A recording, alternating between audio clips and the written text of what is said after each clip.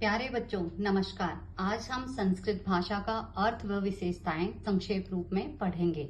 संस्कृत भाषा का क्या अर्थ है? संस्कृत भाषा का अर्थ है संस्कारित भाषा अर्थात प्रिमार्जित भाषा या सुधारी गई भाषा। संस्कृत को जब हम खोलकर लिखते हैं तो सु जमा में कृत दो शब्दों से संस्कृत का शब्द बना है। संस्कृत भाषा में मुख्य रूप से हलंत और विसर्ग का प्रयोग किया जाता है।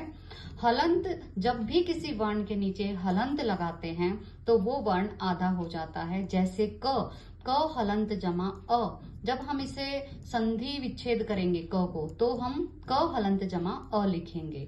आगे देखिए, ख हलंत जमा ए, जब हम इसे इन दो वर्णों का मेल करेंगे तो ख वर्ण लिखना पड़ेगा। ग हलंत जमा अ को हम ग लिखेंगे। अब हम पढ़ेंगे संस्कृत भाषा की विशेषताएं कौन कौन सी हैं। संस्कृत भाषा बहुत ही प्राचीन भाषा है और समृद्ध भाषा है।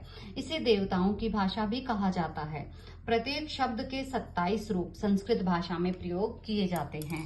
अब हम आगे पढ़ेंगे लिंग। संस्कृत भाषा में 3 प्रकार के लिंग होते हैं। विशेषतः हिंदी में 2 प्रकार के लिंग और 2 प्रकार के ही वचन पाए जाते हैं, परंतु संस्कृत में 3 प्रकार के लिंग होते हैं, जैसे स्त्रीलिंग, पुल्लिंग और नपुंसकलिंग।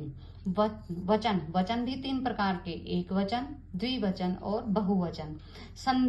संधि करके संस्कृत भाषा में 4 अलग अलग शब्दों को मिलाकर एक शब्द के रूप में पढ़ा जाता है।